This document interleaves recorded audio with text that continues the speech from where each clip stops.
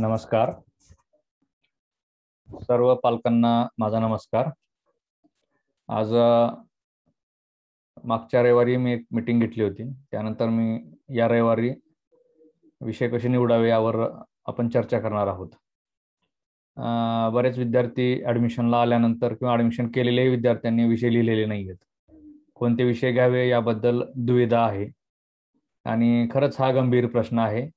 हे विषय कोणते घ्यावेत आणि हा अत्यंत महत्त्वाचा आपला प्रश्न आहे. यासाठी आपण आज या मीटिंगचं आयोजन केलेलं आहे.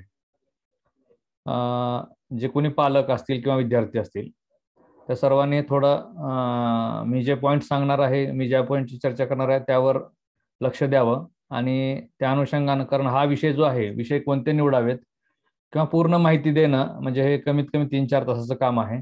एवढा वेळ आपल्याकडे आजही नाही आहे. आपण थोड्या वेळामध्ये मी मूळ मुद्द्याला स्पर्श करतो की तुम्हाला आयडिया येऊन जाईल काय काय ते. तर सर्वप्रथम आज 11वीत येताना विद्यार्थी हा काय करतात तर सल्ला घेतात बऱ्याच जणांचा. खूप वेगवेगळ्या लोकांशी सल्ला घेतात, चर्चा करतात. काही ठिकाणी बिलकुल चर्चा होत नाही, सल्ला घेतला जात नाही. कोणीतरी एक जण सांगतं हे घे आणि तो सांगणारा हा त्याच्या अनुकूलतेनं सांगतो आणि ऐकणाऱ्यानं ते ऐकायचं आणि ते विषय घ्यायचे. नंतर काही काळ गेल्यानंतर त्या विद्यार्थ्याला बरंच नॉलेज मिळतं आणि मग त्याला वाटतं की यार आपण हे नाही हे घेतलं असतं तर बरं झालं असतं, हे नाही याच्याऐवजी आपण हे घेतलं असतं तर खूप चांगलं झालं असतं. असं होतं बऱ्याच वेळेस. आणि अगदी हे कुठपर्यंत चालतं तर 11वी संपून 12वी चालू झाली तेव्हाही काही लोक विषय बदलायला तयार असतात.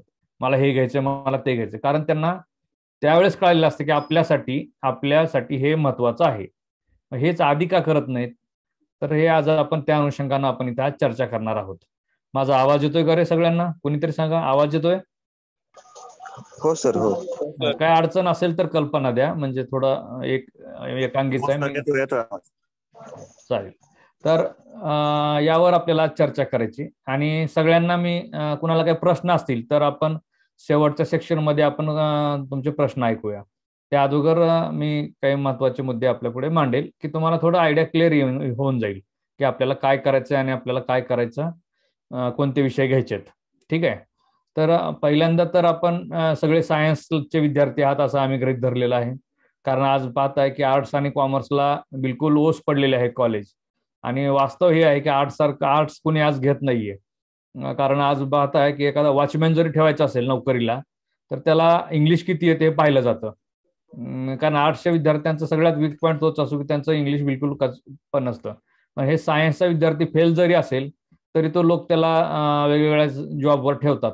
अगदी मी पाहिले की काही मुली 12वी नापास मुली किंवा 12वी नंतर शिकल्याच नाहीत, त्या देखील मुली 10-15 हजार रुपये एखाद्या शाळेवर नोकरी करतात. 10-15 हजाराची 3-4 तासाची LKG UKG जी शाळा असतात लहान मुलांच्या, त्यांच्या शाळेवर 10-10 हजार, 8-8 हजार 3-4 तासाचे पेमेंट घेतात. म्हणजे सायन्स हे कधी आहे. आणि माझे काही विद्यार्थी असे आहेत की सायन्स 11वी-12वी करून पुन्हा त्यांनी कॉमर्समधून आपलं CA वगैरे झालेले आहेत. म्हणजे पुन्हा सोपं जातं उलट या मार्गे गेलं तर. त्याच्यामुळे कॉमर्सलाही पुढे जे तुम्हाला करता येतं ते सगळ्या गोष्टी इथून पुढे जाऊन करता येतात सायन्समधून. आणि सायन्समधल्या विद्यार्थ्यांना ते आणखी जास्त सोपं जातं. त्यामुळे सायन्स हे घेणं गरजेचं आहे. आणि सायन्सचा निकाल हा कधीही जास्त असतो.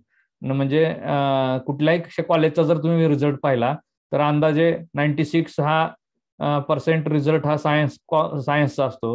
80% जवळ कॉमर्सचा असतो आणि 60-65% हा आर्ट्सचा असतो. म्हणजे पास व्हायला देखील सायन्सच सोपं आहे. कारण एखाद्या विषयाला 30 मार्क प्रॅक्टिकलचे असतात, 5 मार्क हवे असतात. त्याच्यामुळे सायन्स ह्या कोणीही साधारण बुद्धिमत्ताचा विद्यार्थी जरी असेल तरी त्याने सायन्सच घेतलं पाहिजे असं माझं मत आहे. कारण त्याच्यामध्ये ग्रोथ होते, त्याची इम्प्रूव्हमेंट होते आणि नक्कीच त्याला फ्युचरमध्ये त्याचा फायदा होतो. बाकी कम्पॅरेटिव्हली हे दुसरे 2 पर्याय योग्य नाहीत. राहिला आता की कॉमर्स सायन्समध्ये आल्यानंतर आपल्या पुढे बरेच प्रश्न आहेत. विषय कोणते घ्यायचे, म्हणजे मुळात तर आपल्याकडे तीन आपल्या पुढे ऑप्शन आहेत. एक म्हणजे मेडिकल आहे, एक इंजिनिअरिंग आहे आणि तिसरं म्हणजे जनरल, म्हणजे मेडिकल आणि इंजिनिअरिंग दोन्हीही आपल्याला घ्यायचं आहे. तर आपण जास्त वेळ न घेता आपण त्या अनुषंगानं आपण चर्चा करूया आणि मूळ मुद्द्यालाही जाऊया.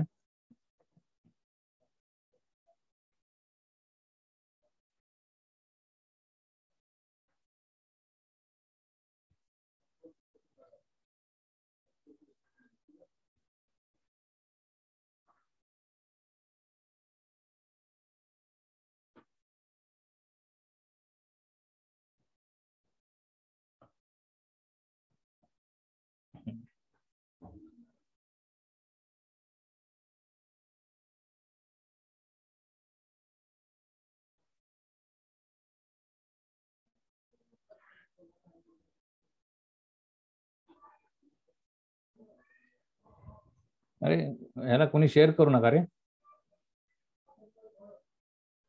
कोणी शेअर करू नका. सेटिंग मध्ये आम्ही दिलेलं आहे, ते स्टुडंटसाठी केलेलं आहे, पण ते माझ्याकडून तसंच राहिलेलं आहे. कोणीही शेअर करू नका स्क्रीन.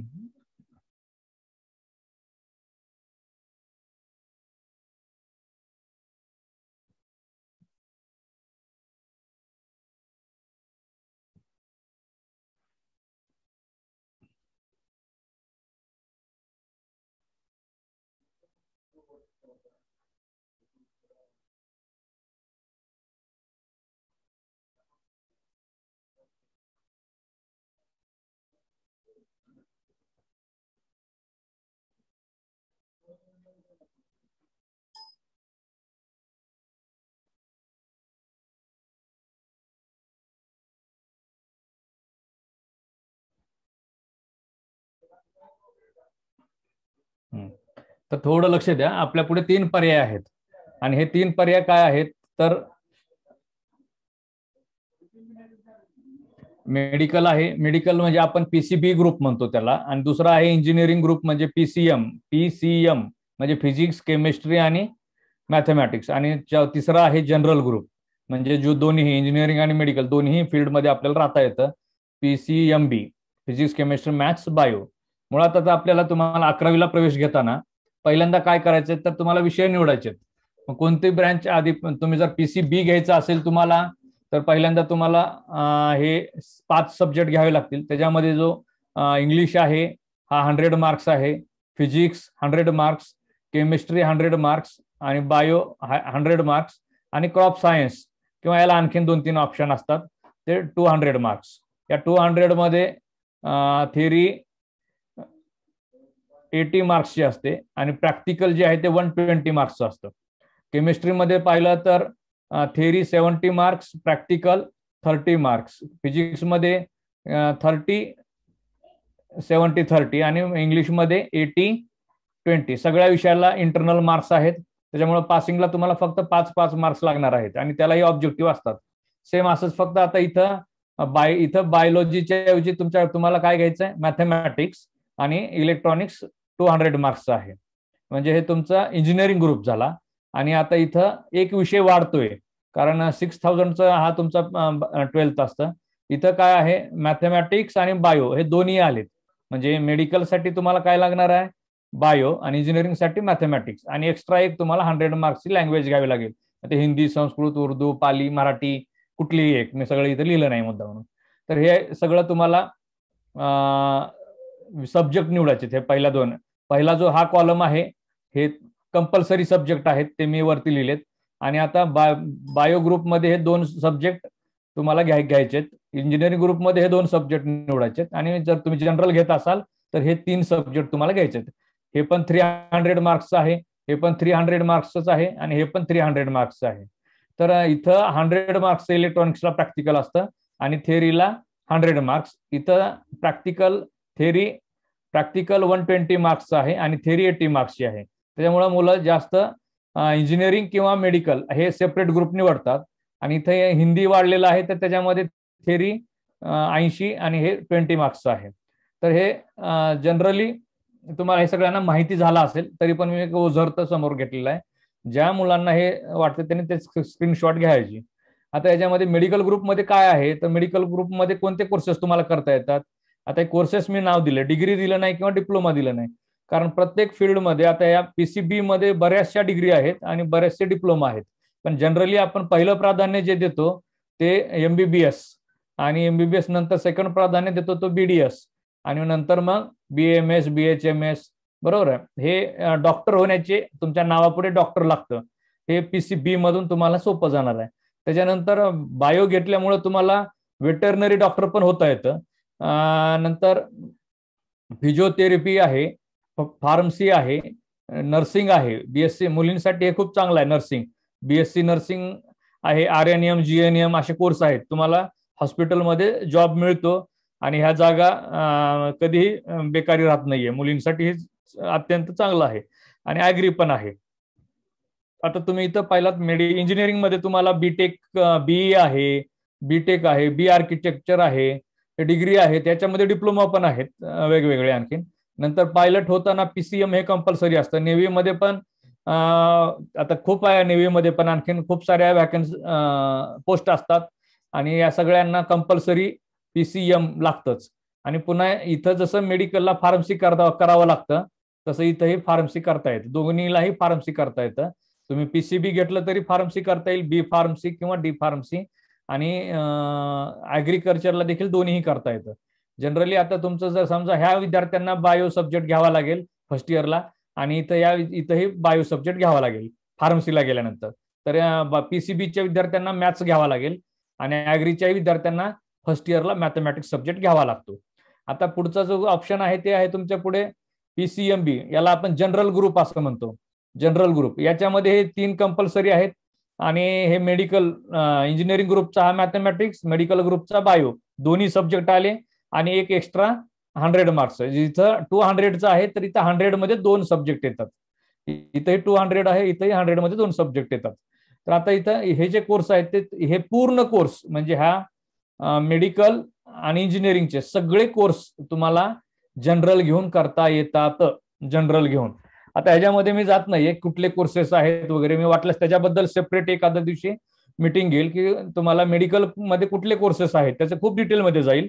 इंजिनिअरिंग मध्ये कुठले कोर्सेस आहेत ते पण खूप डिटेलमध्ये आपल्याला जाता येईल, कारण त्याला खूप वेळ लागतो आणि त्याच्यामध्ये सांगण्यासारखं बरंचसं आहे.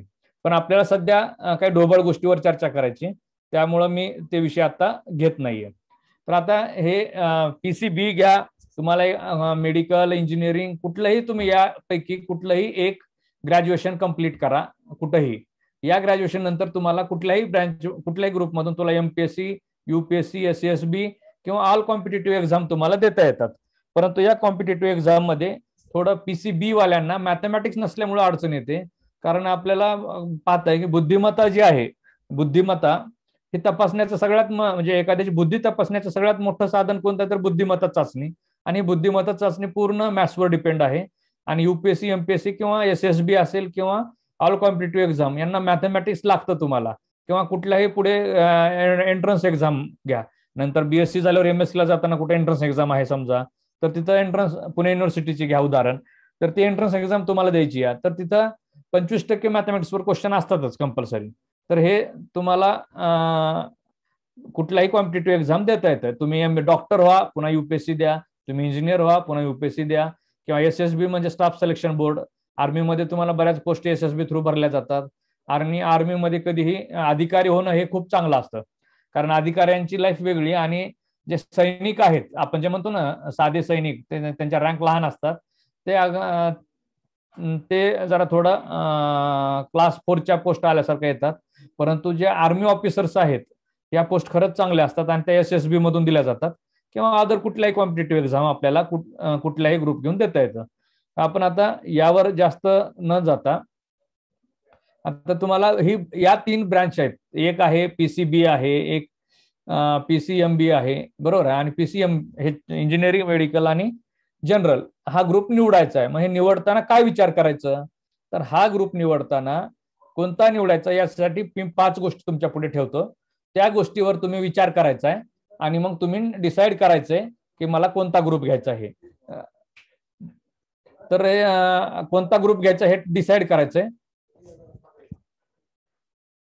तर पहिल्यांदा तुम्हाला 5 गोष्टीचा अभ्यास करायचा स्वतःबद्दलच्या, आणि तुम्हाला हे ठरवायचंय काय करायचंय.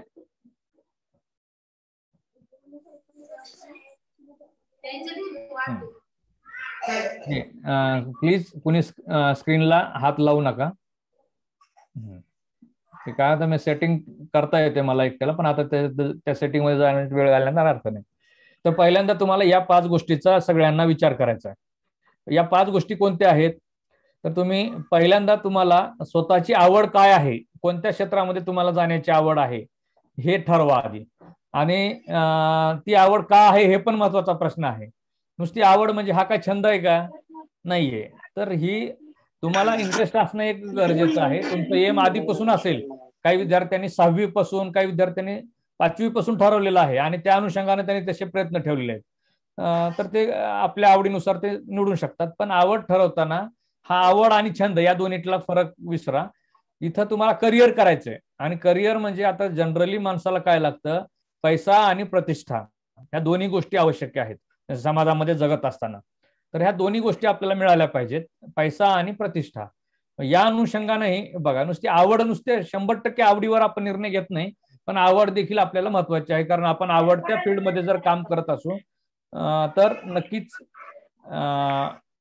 एक मिनिट,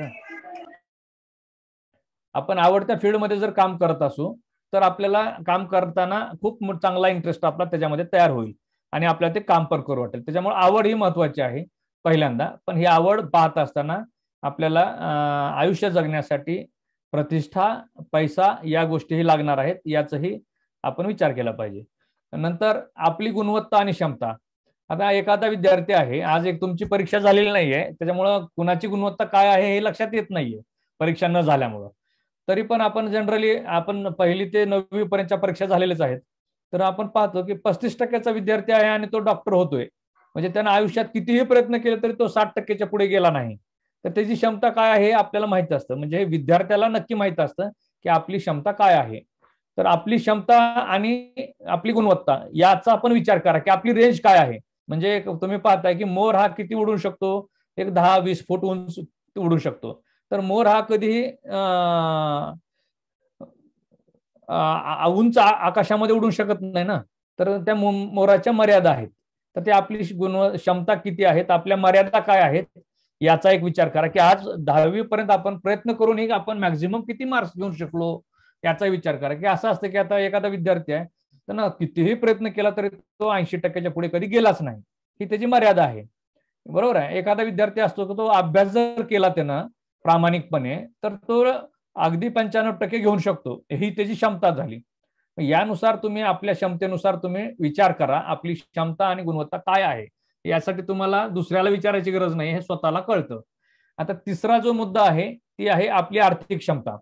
आपली आर्थिक क्षमता म्हणजे काय, तर आता जे आपण 11वी-12वी नंतर जे कोर्स करणार आहोत, ते काय खर्च येतो त्या कोर्सला, ते शिक्षण घेण्यासाठी टोटल ती डिग्री असेल किंवा एखादा डिप्लोमा असेल, त्याची फीस काय आहे, ती कुठल्या शहरात आहे, ते राहण्यासाठी आपल्याला किती पैसा लागेल, नंतर शैक्षणिक साधनासाठी किती पैसा लागेल, हे सगळा आपण आज विचार केला पाहिजे.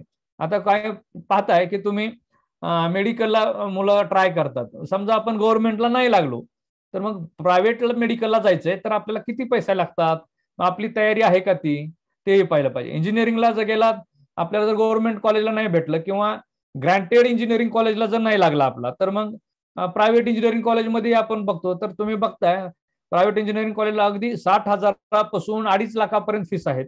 आणि आज काही डीम्ड युनिव्हर्सिटी आहेत, ऑटोनॉमस म्हणतो आपण त्याला, काही ठिकाणी तर 3-3 लाखापर्यंत वार्षिक फीस आहे, वार्षिक फीस इंजिनिअरिंगलाही. तर ते आपण सगळ्या गोष्टीचा आपल्या आर्थिक क्षमतेचा विचार केला पाहिजे आणि त्याच्यानुसार आपल्याला काय, कारण आणखी काही फॉरेनमध्ये बाहेरच्या देशामध्येही काही आपल्याला डिग्री आणि डिप्लोमाला ऍडमिशन घेता येतं, त्याचाही आपण विचार करावा. आपल्या आर्थिक क्षमतेनुसार आपण आपलं पुढचं करिअर आज निवडायचंय आणि त्या अनुषंगाने आपल्याला विषय निवडायचे. तर ही आर्थिक क्षमता ही अत्यंत महत्वाची आहे. कारण बरेच मुलं काय करतात, अर्ध्यात सोडून देतात शिक्षण, कारण त्यांची आर्थिक परिस्थिती नसते. तर त्याचाही थोडा विचार घ्यावा. सगळं काही त्याच्यावर डिपेंड नाही. मी आता इथं एक नमूद करतो सगळ्यांना की खरंच त्याला एखाद्याला शिकायचंय, करिअर करायचंय, तर त्याला कोणीही अडवू येत नाही.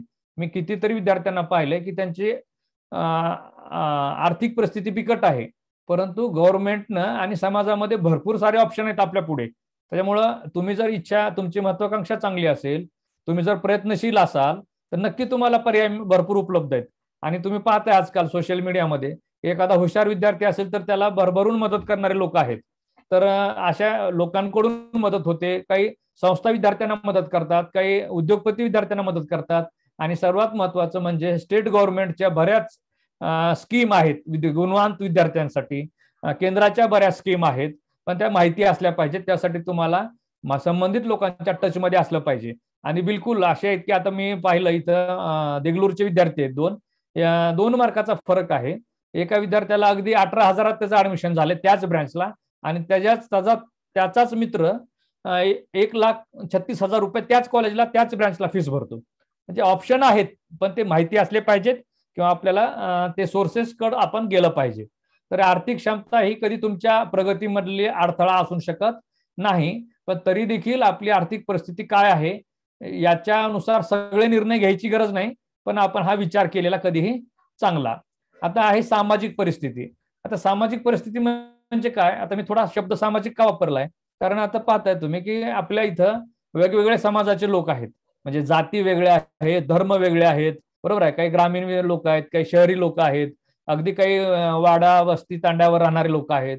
ही जी सामाजिक परिस्थिती आहे याच्यामध्ये जर तुम्ही पाहिलं तर आता स्पेशली एक उदाहरण म्हणून सांगतो की मुलींच्या बाबतीमध्ये काय होतं की काही कुटुंबामध्ये किंवा काही समाजामध्ये मुलींना 30-30 वर्षापर्यंत शिकवलं जातं. याचा अर्थ त्यांचं लग्न केलं जात नाही 30-30 वर्षापर्यंत, 28-30 वर्षापर्यंत. आणि काही समाज असे आहेत आपल्याकडं की तिथं 22-23व्या वर्षीच मुलीचं लग्न करतात, काही 25-26व्या वर्षी मुलींचं लग्न करतात. ही झाली सामाजिक परिस्थिती. याचाही विचार करावा, कारण आपण एखादा कोर्स निवडलाय आणि आपल्या इथं तेवढा कोर्स शिकवणार नाहीत उद्या, मग त्या मुलीचं लवकर लग्न करत असतील तर मग ते अर्ध शिक्षण राहील ना. त्याच्यामुळे त्याचाही विचार आपण इथं घ्यायचा आहे की असं आपली सामाजिक परिस्थिती काय आहे, म्हणजे आपण किती वर्ष शिकू शकतो. काही समाजामध्ये मुलींना 30 वर्ष शिकवलं जातं, 30 वर्षापर्यंत शिकवू शकतात, म्हणजे बिना लग्नाचं ठेवू शकतात. काही समाजामध्ये 25-26 वर्षापर्यंत मुलींना बिना लग्नाचं ठेवू शकतात आणि शिकवून पण शकतात. काही समाजामध्ये काही कुटुंबामध्ये 20-21 वर्षालाच मुलीचं लग्न करतात. तर त्याचाही विचार करावा, कारण आज आपण एखादं करिअर निवडलं आणि उद्या आपल्याला ह्या सामाजिक परिस्थितीमुळं हातबल व्हावं लागलं आणि ते अर्ध सोडावं लागलं, याच्याऐवजी ते पूर्ण करणारच शिक्षण आपण घेतलं पाहिजे असं मला वाटतं. आता पुढचा महत्वाचा पॉईंट काय आहे की कुटुंब. आता कुटुंबाचं जनरली पाहताय की एखाद्या कुटुंबामध्ये कसं असतं की सामान्य कुटुंब आहे पण एकुलता एक मुलगा आहे, तर त्या आई वडिलांची त्यांना लागणारा जो खर्च आहे तो सगळा खर्च करण्याची तयारी आहे. सगळ्या कुठल्याही परिस्थितीमध्ये जर गव्हर्नमेंटला नाही लागला तर प्रायव्हेट मधून फीस भरून इंजिनिअरिंग असेल, मेडिकल असेल, ऍडमिशन घेण्याची तयारी आहे, कारण खर्च करण्याची तयारी आहे त्या कुटुंबाची. आता असं होतं की काही काही कुटुंबामध्ये शिकणाऱ्या मुलांची संख्या जास्त असते. समजा एक 4-5 विद्यार्थी आहेत एखाद्या एकत्र कुटुंब पद्धतीमध्ये, तर मग तिथे सगळ्यांना किती खर्च करायचा याच्या मर्यादा असतात. तर ती एक विचारात घेतलं पाहिजे, कारण मी बऱ्याच ठिकाणी पाहिलंय की मुलं ठराविक कॉलेजला नंबर लागला पण त्या कॉलेजची एवढी एवढी फीस आहे आणि एवढी फीस मी एकाच मुलाला दिली तर बाकी मुलाचं शिक्षण कसं करू, असं म्हणणारेही काही कुटुंब आहेत. त्याच्यामुळे हा पण महत्वाचा मुद्दा आहे आणि आपण आवर्जून घेतलं पाहिजे. असं आहे की आता काय होतं, एखाद्या कुटुंबामध्ये 3-4 मुली आहेत, जॉईंट फॅमिलीमध्ये जनरली 4-5 मुली आहेत किंवा 3-4 मुली आहेत. मग तिथं काय होतं, किंवा पहिल्याच मुलीला जर आपण खूप वर्ष शिकवत बसलो तर मग बाकीच्यांचेही लग्न उशिराच होणार आणि मग अशा काही कौटुंबिक अडचणी, सामाजिक परिस्थिती अडचणीच्या आलेल्या मी बऱ्याच वेळेस ऐकलेल्या आहेत आणि पाहिलेल्या आहेत. तर या सगळ्यांचा जास्त तर मुलींना थोड्या मर्यादा येतात मुलांपेक्षा. आणि वास्तव हे आहे की कुठलंही मेरिट काढा तुम्ही, मेडिकलचं, इंजिनिअरिंगचं, नीट एक्झामचं, जीई एक्झामचं, सीईटी एक्झामचं किंवा 12वी बोर्डाचं, तर मुली ह्या मेरिटमध्ये आलेल्या आहेत. 10 मध्ये 7 मुली आहेत आणि मी तर म्हणतो की गुणवत्ता ही खरी मुलींकडेच आलेली आहे. आता मुलींची मक्तेदारी झालेली आहे, मुलांची संख्या खूप कमी होत चाललेली आहे, कारण मुलांना भरपूर काम असतात दुसरे पण अभ्यास सोडून, आणि लाडावलेले असतात आणि धाकात राहिलेले नसतात आई वडिलांच्या. मुली ह्या घरात आई वडिलांच्या आज्ञेमध्ये राहतात, आज्ञाधारक मुली असतात. आणि काही मुलं बुद्धी कमी असल्यामुळं उद्धट पण असतात, आई वडिलांना शिकवत असतात किंवा एखाद्या सरांना शिकवत असतात. त्यांची बुद्धी कमी असते आणि त्यांना त्याची जाणीव नसते की आपल्याकडे बुद्धी नावाची गोष्ट कमी आहे. तर अशा मुलांचा रिझल्ट हा कमी चाललेला आहे. पण मुलंही खूप चांगले मार्क्स घेत आहेत आज. पण ते मुलांच्या सगळ्या परिस्थितीवर डिपेंड आहे. मित्र कसे आहेत त्याच्यावरही मुलांचं बरंच आहे, कारण मुलांचे खरे गुरु शिक्षक आणि आई वडील नाही आहेत, तर खरे गुरु कोण आहेत, त्याचे मित्र आहेत. ते चांगले भेटले तर त्याचं कल्याण होतं, वाईट भेटलं तर वाटोळं होतं आयुष्याचं. तर आपण हे 5 मुद्द्याचा विचार नक्की करावा थोडा थोडा, आणि याच्यानुसार आपण आपल्या करिअर, मेडिकल करायचं, इंजिनिअरिंग करायचं का जनरल घ्यायचंय, याच्यानुसार ठरवावं. मी मागे जे कोर्स सांगितले, खूप सारे डिप्लोमा आणि डिग्री आहेत संबंधित ग्रुपमधून. तर आपण आता थोडा पुढे जाऊया आणखीन. हा,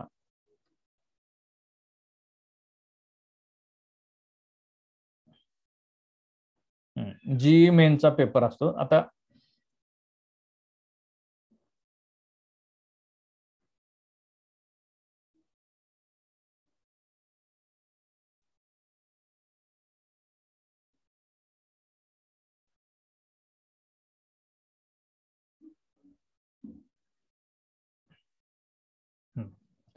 पहिल्यांदा तुम्हाला ज्या एक्झाम द्यायच्यात, आता इंजिनिअरिंग ग्रुपसाठी तुम्हाला मी हे थोडक्यात घेतो, याच्यावर मी जास्त वेळ घालणार नाहीये. जी मेन्स एक्झाम म्हणजे इंजिनिअरिंग ग्रुपसाठी तुम्हाला 2 एक्झाम द्यायच्यात, एक जीई आणि एक सीईटी. म्हणजे सीईटी म्हणजे एमएसटी सीईटी म्हणजे महाराष्ट्र बोर्ड शासनाची घेतली जाते महाराष्ट्रातल्या इंजिनिअरिंग कॉलेजच्या सीटसाठी. तर जीई मेन्स जी आहे ही ऑल इंडिया चालते. ऑल इंडियासाठी ही जीई मेन्स एक्झाम आहे आणि ही एक्झामचा पॅटर्न जो आहे हा बदलतो. आतापर्यंत खूप वेळेस बदलले, याचं नाव देखील खूप वेळेस बदलले. आधी AIEEE होतं, आता जी झालेलं जी मेन्स आणि ऍडव्हान्स अशा 2 एक्झाम झालेले आहेत.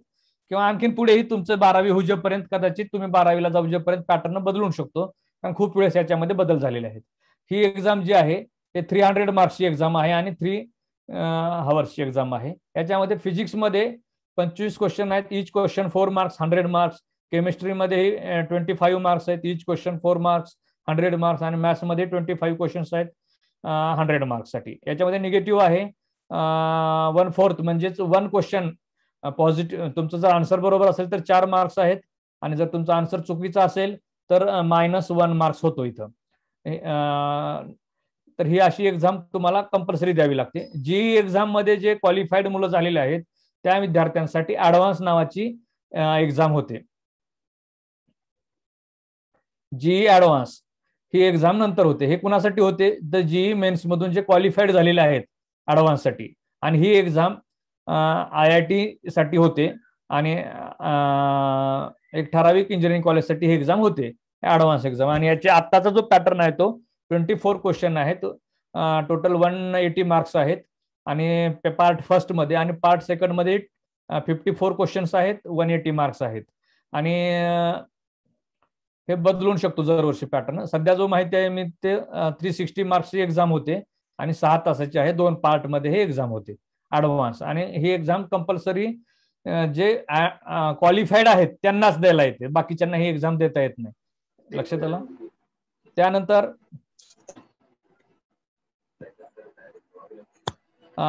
MSCET exam. आता इथं ही जी एक्झाम आहे ही एक्झाम महाराष्ट्र गव्हर्नमेंट घेते आणि हे 2 ह्याच्यामध्ये होते. ही एक एक्झाम PCB साठी पण होते आणि PCM साठी पण होते. इथं मॅथ्सला ऑब्लिक बायो हा सब्जेक्ट असतो आणि फक्त बायोमध्ये 100 क्वेश्चन 100 मार्क्स असतात आणि मॅथ्समध्ये 50 क्वेश्चन 100 मार्क्स असतात. एवढाच फरक आहे.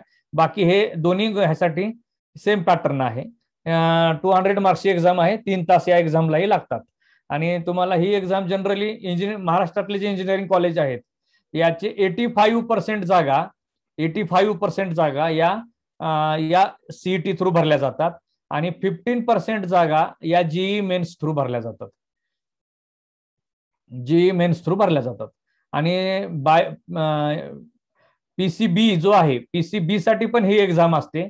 ती एक्झाम तुम्हाला फार्मसी ऍग्री यासाठी द्यावी लागते. PCM फार्मसी आणि ऍग्रीसाठी. मेडिकलसाठी तर नीट एक्झाम आहे, कंपल्सरी आहे ती. आणि पुढची आहे नीट एक्झाम. नीट एक्झाम. आणि हा नीट एक्झाम म्हणजे मी लिहिलंय आता माझ्याकडे होतं म्हणून, कारण मी एवढं आज अचानक ठरवलं हे तुमचा हे घ्यायचं, कारण कालच 2 दिवसापूर्वी नीटचा पॅटर्न बदललेला आहे. हा गेल्या वर्षीपर्यंतचा जो पॅटर्न होता तो असा होता की फिजिक्सला 45 क्वेश्चन 180 मार्क्स, केमिस्ट्रीला 45 क्वेश्चन 180 मार्क्स आणि बायोलॉजीला 90 क्वेश्चन 360 मार्क्स. असं टोटल हा जो आहे नीटचा पॅटर्न 720 मार्क्सचा होता आणि हा 300चा होता. तो या वर्षीपासून बदललेला आहे, त्याबद्दल मी तुम्हाला नंतर सांगेल. ठीक आहे.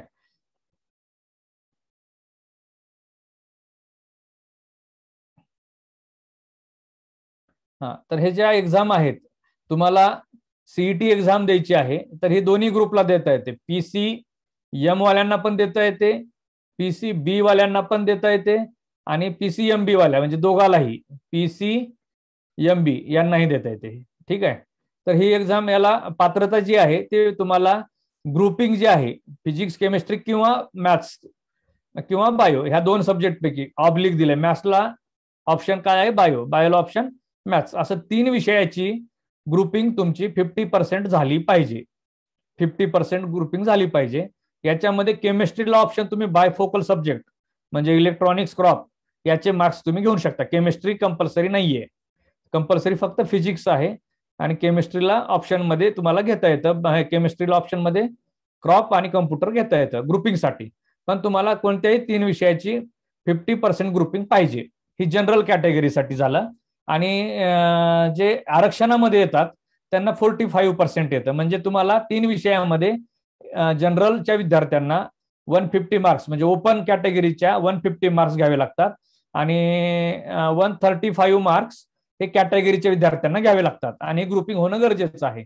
परंतु कधी कधी बोर्ड काही वेळेस ही ग्रुपिंगची अट आणखीन शिथिल करतं. असं 2 वेळेस झालेलं आहे की काही कारणानं बोर्डाने याच्यामध्ये आणखीन 10-10 मार्काचं कन्सेशन दिलेलं आहे. म्हणजे 10 जनरलच्या ओपनच्या विद्यार्थ्यांना 140 मार्क्सला पण ग्रुपिंग ग्राह्य धरलेली आहे, 10-10 मार्क्सचं कन्सेशन दिल्यासारखं दिलेलं आहे. म्हणजे ते 2 वेळेस अपवादात्मक झाले, दरवर्षी होईल असं नाही. आता जीई मेन्स मध्ये तुम्हाला 75% बोर्ड आला पाहिजेत, मग तुमचं कोणतंही बोर्ड असू द्या, सीबीएसई बोर्ड असू द्या, स्टेट बोर्ड असू द्या किंवा आयसीएसई बोर्ड असू द्या. तर ही जी बोर्डच्या रँक हे तुम्हाला याच्यावर कुठले प्रवेश होते ते मी सांगेल पुढे. आणि इथंही जनरली महाराष्ट्रातले जे इंजिनिअरिंग कॉलेज आहेत त्याच्यामध्ये 85% हे सीईटी थ्रू भरले जातात आणि जीई मेन्स थ्रू इंजिनिअरिंग मध्ये 15% जागा भरल्या जातात. प्रत्येक कॉलेजला जीई मेन्स मधून 15% जागा भरल्या जातात आणि जे स्टेटचे मुलं आहेत पण ह्या 15% मध्ये ऑल इंडिया स्टुडंट आले, कारण याची रँक ही ऑल इंडिया येते, ऑल इंडिया. आणि ही जी रँक येते 85 वाल्यांची ती फक्त महाराष्ट्रातल्या मुलांसाठी आहे. रिझर्वेशन आहे म्हणा की 85% सीईटी थ्रू. तर त्याबद्दल पण आणखी बरंच घेता येईल. आता ऍडव्हान्स जी एक्झाम आहे ती ऑल इंडिया त्याची रँक दिली जाते. त्या 15-16 लाख किंवा विद्यार्थी बसतात, त्याच्यामध्ये 2.5 लाख पहिले विद्यार्थी काढले जातात. त्यांना ऍडव्हान्स जीई मेन्स मधले, लक्षात आलं का, जीई मेन्स मधले टॉप 2.5 लाख स्टुडंट हे ऍडव्हान्स साठी सिलेक्ट केले जातात. आणि त्या ऍडव्हान्स एक्झाम दिल्यानंतर त्या एक्झाम मधून जे ऍडव्हान्स जागा आहेत ते 16,053 जागा आहेत. या जागा या विद्यार्थ्यातून भरल्या जातात. 2.25 लाखामधून 16,000 जागा भरल्या जातात आणि त्याच्यामध्ये 98% जागा या आयआयटी साठीच आहेत आणि राहिलेल्या आयसर म्हणतो आपण त्याला, आयसरच्याही जागा ऍडव्हान्स मधून भरल्या जातात आणि आयआयटी कॉलेजच्याही जागा यातून भरल्या जातात. तर याच्यामध्ये आता जे सिलेक्शन होतं फायनली, पण आयआयटी काय करतं, 3 विद्यार्थ्यांना कॉल करतं. म्हणजे ऍडव्हान्स मध्ये क्वालिफाईड होतात ना ते 3 स्टुडंट, म्हणजे 16,000 जागा आहेत तर जवळजवळ 32,000 ज्यांची रँक आहे जवळजवळ अंदाजे सांगतोय मी, त्या विद्यार्थी आयआयटीला सिलेक्ट झालेले असतात. आणि त्यातल्या प्रवेश आणि कोणती ब्रँच कोणतं कॉलेज, त्याच्यामध्ये असे कॉलेज आहेत की आयआयटीचं नाव आयआयटी आहे पण तिथं मुलं घेत नाहीत, त्याच्याऐवजी दुसरे कॉलेज चांगले असतात. म्हणजे त्या कॉलेजचं नाव कसं आहे, त्याचा रिझल्ट कसा आहे, तिथं कॅम्पस सिलेक्शन कसं आहे, प्लेसमेंट कशी आहे यावर डिपेंड आहे की त्याचं ब्रँच कोणती आणि कॉलेज कोणतं, त्याच्यावर ठरवलं जातं.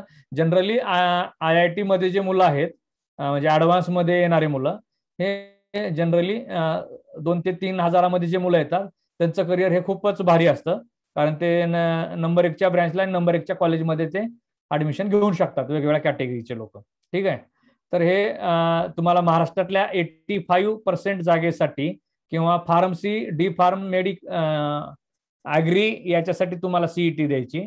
नंतर ऑल इंडिया 15% जे सीट्स आहेत याच्यासाठी तुम्हाला जीई द्यायचंय किंवा मग आणखी जीई साठी कुठले कुठले कॉलेज आहेत ते मी पुढे सांगतोय. आणि नंतर ऍडव्हान्स साठी क्वालिफाईड होण्यासाठी जीई एक्झाम द्यायची आणि ऍडव्हान्स जीई एक्झाम ही द्यायची. ते काय द्यायची, आयआयटी कॉलेजसाठी किंवा IISER आयसर म्हणतो आपण त्याला, याच्यासाठी ही एक्झाम द्यायची आहे. ठीक आहे. आपण आता थोडं पुढे जाऊया.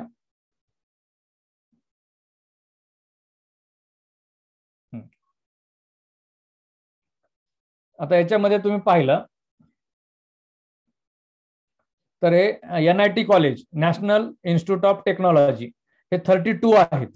बरोबर आहे, 32 आहेत, त्यातले 2 माझ्यामध्ये महाराष्ट्रामध्ये आहेत. नंतर Indian Institute of information technology हे 26 आहेत. हे IIT वेगळं आणि हे IIIT वेगळं. नीट लक्ष द्या दोन्हीतला फरक. IIT साठी ऍडव्हान्स एक्झाम द्यायची आणि हे IIT साठी तुम्हाला JEE मेन्स एक्झाम द्यायची. या रँकवर तुमचं ऍडमिशन प्रोसेस होते. नंतर Indian Institute of Space and Technology आणि Indian Institute of Science Education याच्यामध्ये तुम्हाला प्रवेश मिळतात. आणि प्रत्येक बोर्डच्या, म्हणजे आपला महाराष्ट्र बोर्ड आहे, तामिळनाडू बोर्ड आहे, कर्नाटका बोर्ड आहे, या सगळ्यामध्ये तुम्हाला JEE मेन्स थ्रू 15% जागा मिळतात. आणि GFTI म्हणजे काय, तर गव्हर्नमेंट फंडेड टेक्निकल इन्स्टिट्यूट म्हणून आहेत.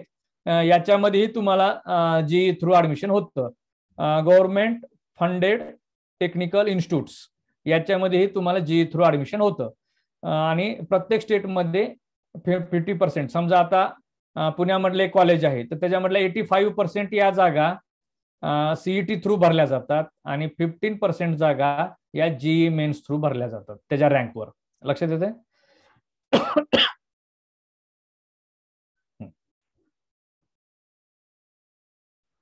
JEE ऍडव्हान्स साठी काय आहे, तर मी आताच सांगितलं की पहिल्यांदा हे IIT कॉलेजसाठी IIT कॉलेजचे सगळ्या जागा या JEE ऍडव्हान्स थ्रू भरल्या जातात.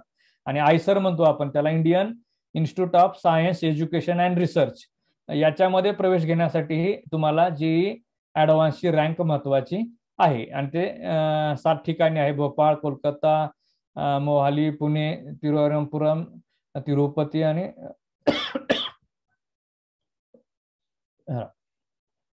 सॉरी. तर हे ऍडव्हान्स एक्झाम तुम्हाला द्यावी लागेल. आणि ऍडव्हान्स एक्झामसाठी मी सांगितलं की टोटल 2.25 लाख विद्यार्थ्यामधून ऍडव्हान्स साठी क्वालिफाईड होतात. त्याच्यातले IIT साठी 16,000 जवळजवळ जागा आहेत. बाकीचे ऑप्शन आहेत आणखी. ठीक आहे.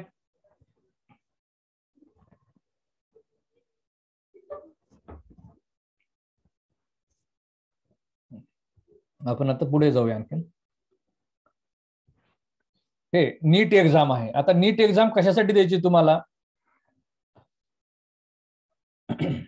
तर नीट एक्झाम मध्ये तुम्हाला मेडिकल म्हणजेच मग ते कोणतंही असू द्या, MBBS असेल, BDS असेल, BMS असेल, BHMS असेल, ह्या सगळ्यासाठी नीट एक्झाम तुम्हाला कंपल्सरी आहे. अगदी त्याशी रिलेटेड म्हणजे तुम्हाला हे फिजिओथेरपी करायची कोर्स तर नीट एक्झाम कंपल्सरी आहे. नर्सिंग करायचंय, नीट एक्झाम कंपल्सरी आहे. RNM, GNM यांनाही नीट एक्झाम कंपल्सरी आहे.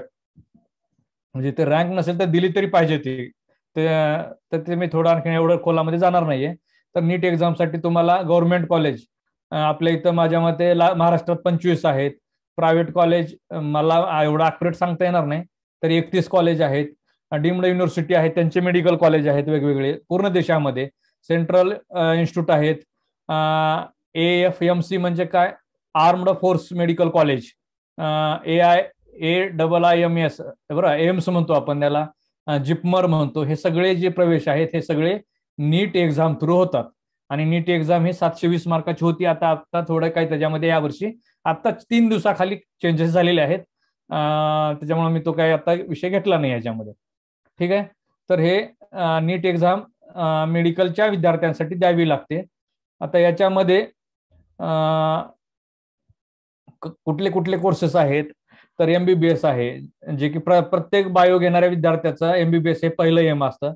आणि MBBS ला नाही लागल्यानंतरचे बाकीचे ऑप्शन आहेत. कारण मेडिकल फील्ड हे रिस्क आहे. लागला तर लागला, नाही तर मग ते हॅलो हॅलो आयुष, हा सर अनम्यूट राहू द्या. तर हे MBBS जे आहे हे पहिल्या सर्व विद्यार्थ्यांचं हे पहिलं एम असतं MBBS. आणि MBBS ला मग कोणी 2 मार्कानं 4 मार्कानं हुकतं. खूप प्रयत्न करून नाही लागलं तर मग पुन्हा हे पुढचे ऑप्शन आहेत. BDS आहे, BMS आहे, BHMS आहे, BUMS आहे. वेटरनरी जे आहे त्याचे ग्रॅज्युएशन वेटरनरी मध्ये जे करतो ते BVSC आहे. याच्यानंतर हे सगळे ऑप्शन काय आहेत, ज्या मुलांचा MBBS ला नंबर लागला नाही त्यांच्यासाठी हे बाकीचे सगळे ऑप्शन आहेत. आणि नाईलाजानं हे बाकीचे ऑप्शन आपल्याला निवडावे लागतात जर MBBS ला नाही लागलं तर, कारण MBBS च्या जागा ह्या कमी आहेत. सगळ्यालाही माहिती आहे की खूप कमी जागा आहेत. अगदी 4380 जागा आहेत प्रायव्हेटच्या, गव्हर्नमेंटच्या. आणि गव्हर्नमेंटमध्येच आता गव्हर्नमेंट जरी असलं तरी त्याला 80,000 फीस आहे. आणि प्रायव्हेटमध्ये तर फीस विचारूच नका, कारण जे डॉक्टर लोक आहेत त्यांचेच लेकरं त्याच्यामध्ये जातात आणि ते करोडो रुपये खर्चाला तयार आहेत. तर प्रायव्हेट जनरली मध्यमवर्गीयांना प्रायव्हेटमध्ये MBBS करणं परवडत नाही. त्याच्यामुळे त्यांनी जास्तीत जास्त अभ्यास करावा आणि गव्हर्नमेंट मेडिकल कॉलेजला आपला प्रवेश कसा होईल यासाठी प्रयत्न करावा लागेल. कारण तुमचं 2-4 मार्कानं जरी हुकलं तर तुम्हाला प्रायव्हेटमध्ये लाखो रुपये मोजावे लागतात आणि ते आपल्या घरासाठी अनुकूल नसणार आहेत. ज्यांच्याकडे खूप सारा पैसा आहे त्यांना काही अडचण नाही. त्याच्यामुळे मी सुरुवातीला सांगितलं की आर्थिक पण महत्वाचं आहे. एक मिनिट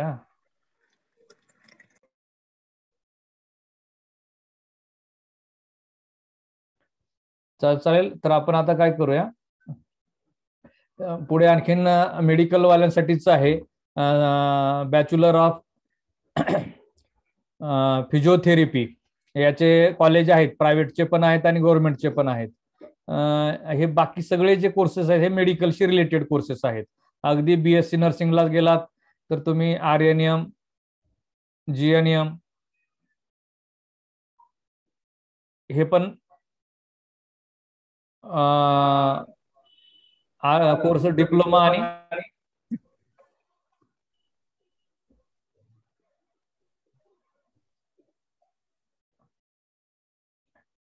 आणि RNM, GNM हे डिग्री आहेत, सॉरी डिप्लोमा आहेत.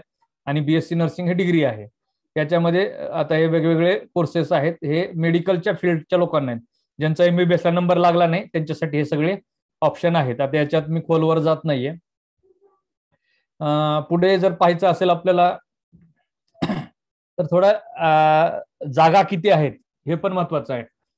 इंजिनिअरिंगला जर तुम्ही पाहिलं, इंजिनिअरिंगला आपल्या महाराष्ट्राचाच विचार करू, कारण आपल्याला महाराष्ट्रामध्ये 85% जागा आहेत आणि ऑल इंडिया 15% सीट्स आहेत. महाराष्ट्रामध्ये जवळजवळ 1,27,000 काहीतरी 1,27,000 एवढे इंजिनिअरिंगला जागा आहेत. इंजिनिअरिंग 1,27,000 आणि गेल्या वर्षीची जर आकडेवारी पाहिली तर त्याच्यामध्ये 62,000 जागा शिल्लक आहेत. त्याच्यामुळं इंजिनिअरिंगला ऍडमिशन मिळतंच प्रत्येकाला, परंतु मेडिकलला असं नाहीये. मेडिकलला नंबर लागला तर आनंद आहे, नाही लागला तर मग बाकीचे कोर्सेस तुम्हाला मी आता सांगितलेले आहेत.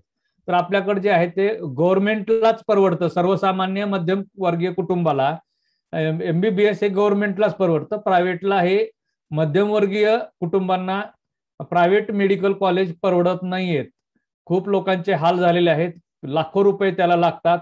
आणि हे तर ह्या ज्या जागा आहेत त्या 4,330 आहेत, बरोबर आहे. परंतु आता माझ्या माहितीस्तव ह्या जागा 4,450 झालेल्या आहेत, वाढलेल्या आहेत काही जागा 4,450. इथं जर तुम्ही पाहिलं प्रायव्हेट मेडिकल कॉलेज हे 31 आहेत आणि याच्या जागा आहेत 4,570. परंतु प्रायव्हेटला फीस परवडत नाही. थोडा माहिती घ्या की किती वर्षाला फीस आहे आणि 4.5 वर्षाची किती फीस पूर्ण लागते प्रायव्हेटला. जनरली मी पाहतोय माझ्या ओळखीचं तर जे डॉक्टर लोक आहेत ज्यांचं हॉस्पिटल आहे ऑलरेडी, ते स्वतःच्या मुलाला डॉक्टर करण्याचा प्रयत्न करतातच. लक्षात आलं का? तर ते डॉक्टरचे लेकरं हे डॉक्टर होतातच. असा आतापर्यंत म्हणजे 90% डॉक्टरची मुलं हे डॉक्टर होतात. कमीत कमी एक मुलगा तर त्यांचा डॉक्टर होतोच, कारण त्यांनी आयुष्यभर उभारून प्रयत्न केलेले असतात की हॉस्पिटल उभा केलेलं असतं आणि त्या हॉस्पिटलमध्ये त्यांचा मुलगा पुढे नसेल तर मग ते भाड्यानं द्यायचं का हॉस्पिटल. तेव्हा अगदी मी पाहिले एखाद्या डॉक्टरचा मुलगा, माझ्या एक ओळखीचे डॉक्टर आहेत, त्यांचा मुलगा 6वीला आहे, 6वीला, आणि ते 6वी पासून एका मेडिकल कॉलेजची फीस भरतायत इन्स्टॉलमेंटमध्ये. तो जाणाऱ्या 12वी नंतरच, परंतु 6वी पासून ते फीस भरतायत. तर ते अत्यंत महत्वाचं आहे. ते एकदम एवढी फीस कशी द्यायची, कारण त्यांना मुलगा डॉक्टर झालाच पाहिजे कसंही करून. तर ते डॉक्टरचे मुलं जनरली डॉक्टरच होतात, किंवा ज्यांच्याकडे मेडिकलशी रिलेटेड काही व्यवहार किंवा व्यवसाय आहेत ते लोक त्या क्षेत्रामध्ये जाणार आहेत. जसं इंजिनिअरिंगलाही एखाद्याकडे काही एखाद्याचे वडील कॉन्ट्रॅक्टर आहेत तर त्यांचा मुलगा सिव्हिल इंजिनियर होण्याचा प्रयत्न करतो. एखाद्याकडे मोठी फॅक्टरी आहे त्यांचा मुलगा मेकॅनिकल इंजिनियर होण्याचा प्रयत्न करतो. म्हणजे ज्या त्या अनुषंगानं आहे ते. तर हे जागा जे आहेत ते ह्या जागा सगळ्यात महत्वाच्या आहेत. आपल्याला एवढा अभ्यास करायचा, नीटची आपल्याला एवढी तयारी करायची की आपल्याला रिपीट न करता, आणि हे पण महत्वाचं आहे की गव्हर्नमेंट इंजिनिअरिंग कॉलेज मेडिकल कॉलेजला लागणारी मुलं जर तुम्ही पाहिले तर 90% मुलं हे रिपीटर्स असतात. तुम्ही जे जाहिराती पाहताय वेगवेगळ्या कॉलेजच्या क्लासेसच्या, तर हे एमबीबीएसला लागलेले मुलं हे रिपीटर्स असतात. मग ते एकदा रिपीट केलेले, दोनदा रिपीट केलेले, तीनदा रिपीट केलेले. कारण डॉक्टर होण्याचा हा नाद खूप डेंजर आहे. डॉक्टरच व्हायचं तर मग ते कुठल्याही परिस्थितीत व्हायचं, डू ऑर डाय असं असतं त्या मुलांचं. तर ते रिपीट करत असतात.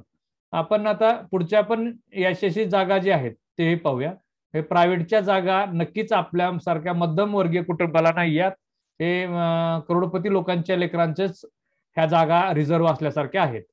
नंतर आहे बीडीएस. हे गव्हर्नमेंट बीडीएसला 294 आहेत. प्रायव्हेट बीडीएसला 3150 जागा आहेत. नंतर बीएमएसच्या गव्हर्नमेंटच्या जागा आहेत, या प्रायव्हेटच्या जागा आहेत.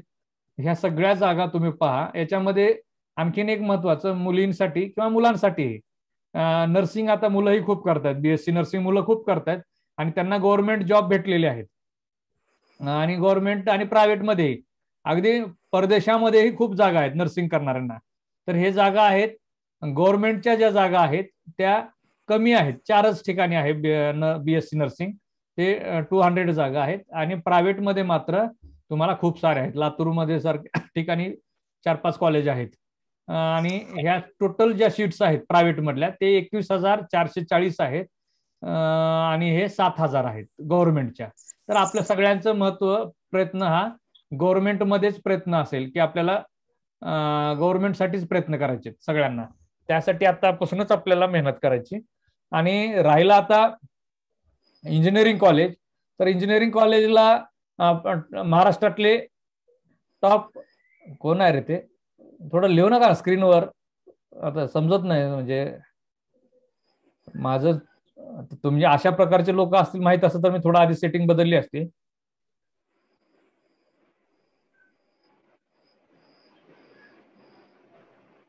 रायटिंग स्क्रीनला हात लावू नका, कृपया स्क्रीनला हात लावू नका, स्क्रीनला हात लावू नका.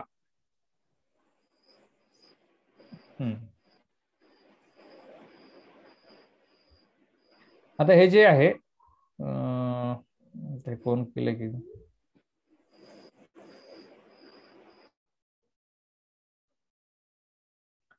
तर हे जे आता वेगवेगळे कोर्स आहेत, वेगवेगळ्या डिग्री आहेत, काही ऑल इंडिया शीट्स आहेत, काही महाराष्ट्रासाठी आहेत. त्याच्यामुळे मी महाराष्ट्राचं न घेता जे ऑल इंडिया आपल्याला रिझर्वेशन आहे ते कसं आहे, ओपन कॅटेगरीवाल्यांसाठी, म्हणजे त्याला आपण मेरिट बेस म्हणतो. ह्या 32.8 सीट्स आहेत. कुठलंही असू द्या, म्हणजे मेडिकल इंजिनिअरिंग असू द्या. नंतर जनरल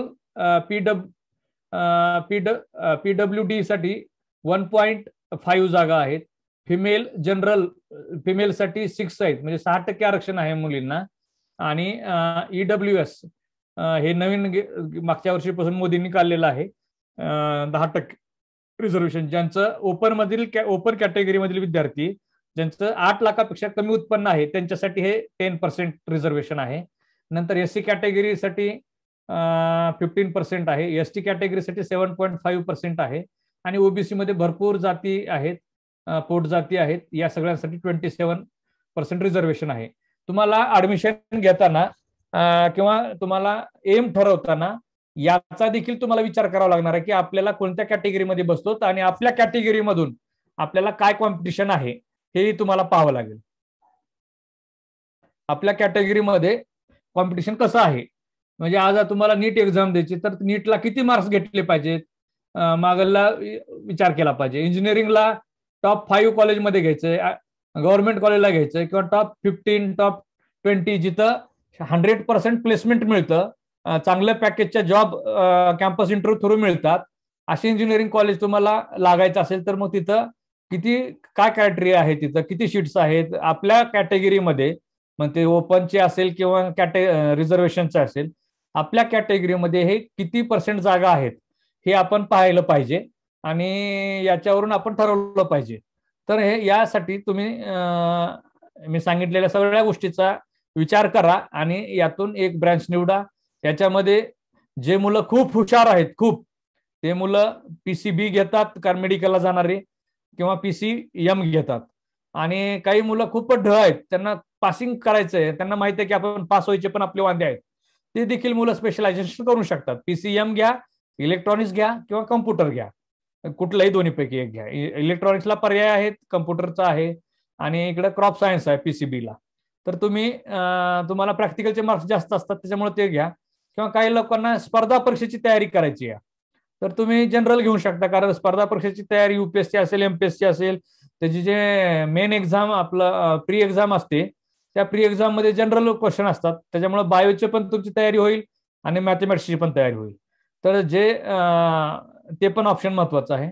आणि तुम्ही यावर आणखीन तुम्हाला काही जर शंका असतील तर तुम्ही मला आता विचारू शकता. मी जरा वेळेचं भान ठेवलंय, तरी पण मी गडबड करून 1 तास याच्यात गेलेला आहे, कारण याच्यापेक्षा जास्त वेळ मला अनुकूल वाटत नाही जास्त वेळ घेणं. आता तुम्हाला जर काही प्रश्न असतील तर तुम्ही विचारू शकता.